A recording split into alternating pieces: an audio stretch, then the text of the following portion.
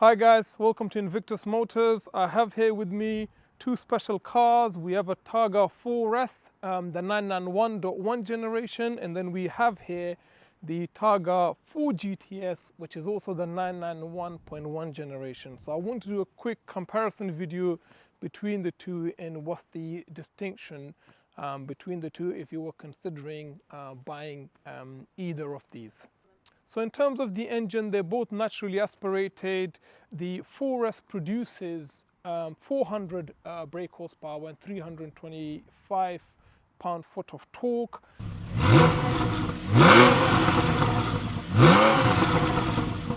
And the GTS produces 430 brake horsepower and the same torque.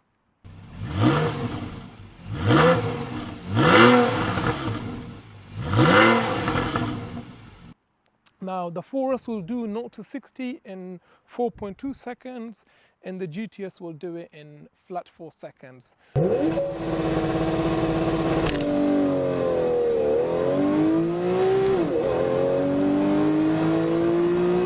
Porsche typically understate their numbers anyway, so it might be a little bit quicker than this, but I'll let you one day do that testing to see how much quicker it is. With the conditions like they are today, I certainly won't be able to do that. So let's go over the exterior differences between the 4S and the GTS. So looking at the back, there isn't a huge amount that's different apart from the exhaust, which is more chrome finish, where this is black finished. You also have the badging typically on the GTS that will signify that's a GTS, where with this one they're missing, but typically they will have a Targa 4S badge on at the back as well. From factory standard, the GTS come with the 20-inch wheels, where the 4S comes with 19-inch wheels, but quite often people do option these like they have in this case to a 20-inch wheel. These typically come with center lock wheels, but for the ease of maybe punctures, etc., or repairing those, this car was spec'd with a normal 5-lug wheels. I personally like the look of the center locks, but can be a pain, to have punctures repaired. So the other key differences are, along the side skirts. So you've got a bit more sportier design on the GTS. So you get the side skirts, you get PDLS headlights as standard on them, and then you get that front lip as well on the GTS, which gives you a bit more sportier look. And then we'll have a look on the inside to show you the differences between the 4S and the GTS on the inside. So on the inside is where, believe it or not, is the biggest difference between the two cars, other than the engine and the way it sounds, which we'll come to a bit later. So Alcantara comes standard on the GTS, so you've got lots of Alcantara accents, like on the steering wheel, gear knob, and then you got in the center Alcantara, the edges of the seats are leather, and it's got guards red stitching, which is quite beautiful.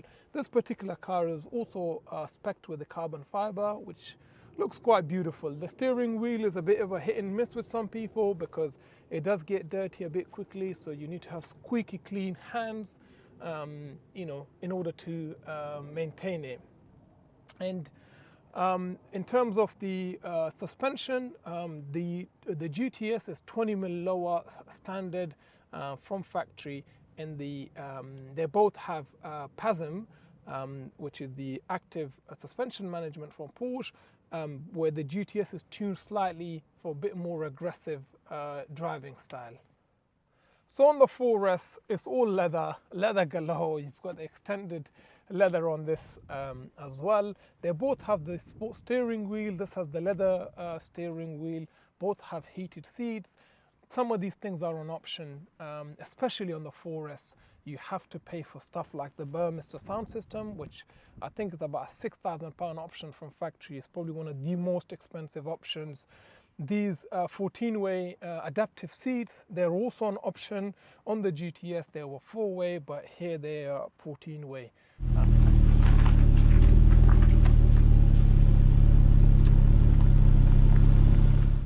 So in terms of driving, we'll take this for a drive now.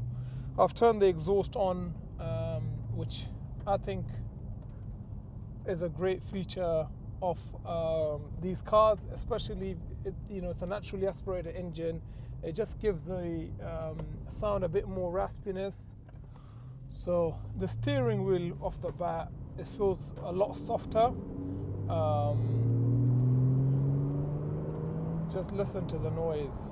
How I like to normally drive is I like to have sport on, so it drops it down one gear, so you can have a bit more power available to you.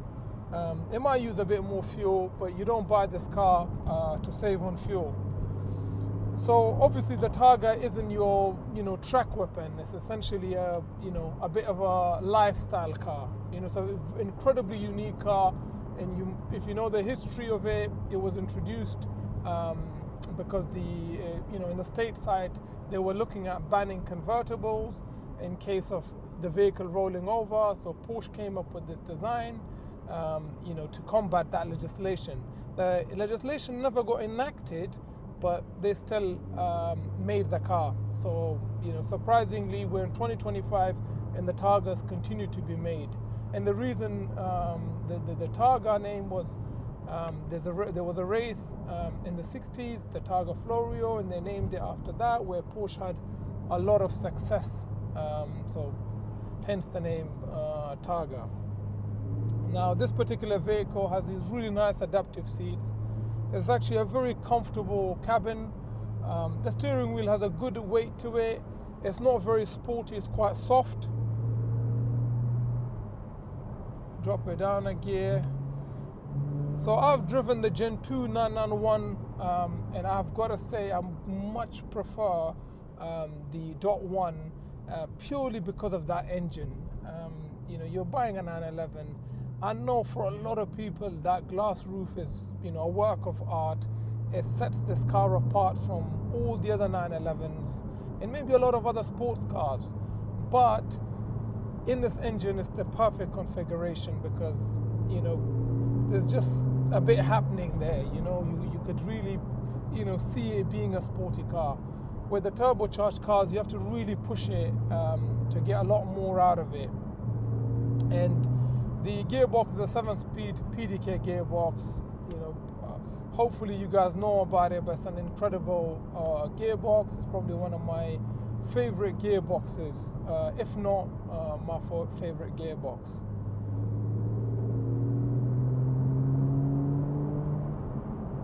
So we're in the GTS now.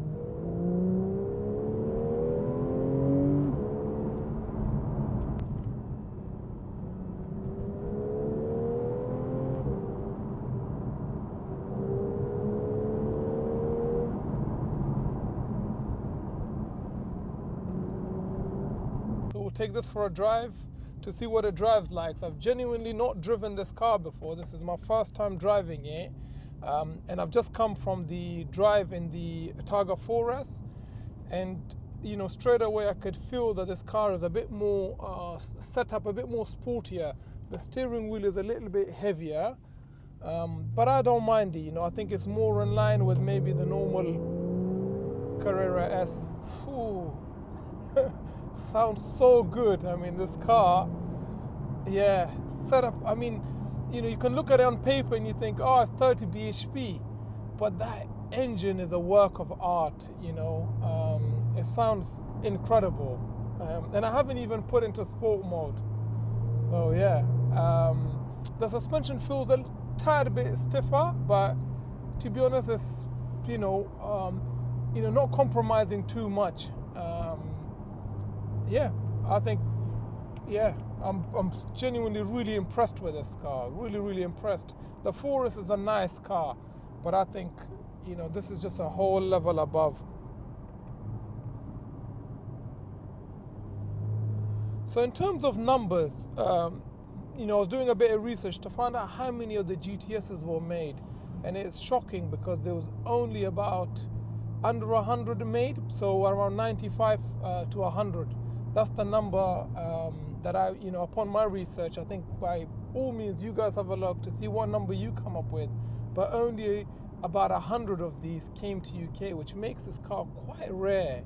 And I think, in the years to come, let's say in 10, 20 years, I think these will become really collectible with the world going towards electrification. And both of these cars have a good amount of miles on it. And then if I look back over the last, 2 years, we've sold a lot of cars, and a lot of cars have come down in value. One of the things that have surprised me is the value of the Targa 4S. I think maybe, is one of the very few 911 models or variants where they've held their values incredibly well. And I think long term, something like, especially this GTS, it's got 60,000 miles. Somebody has enjoyed it. But I think, even if it had 150,000 miles, they're not going to be worth half. And I think they will, hold their value. And one day, they might be worth, a good chunk of money because it's a really usable car. So I've put into sport mode now. And yeah, listen to that engine.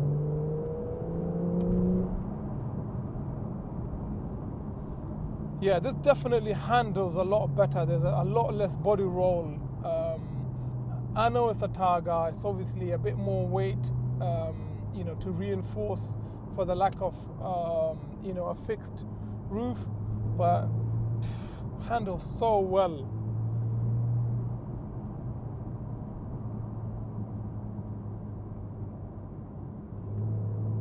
In terms of the gearbox, they both have the same gearbox. It's tuned the same. And I really like the interior of this, especially with Alcantara. On a cold day like this, if you just get into your car, the interior of an Alcantara feels that bit softer, warmer if you like, where leather does get cold. But they both have heated seats, which I suppose compensates for that. So overall, I think they're both incredible cars.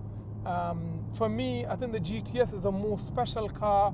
The price difference between the two is about £5,000, and I think the GTS is worth that £5,000 because long term, how you've got to look at it is this will always command that extra money anyway.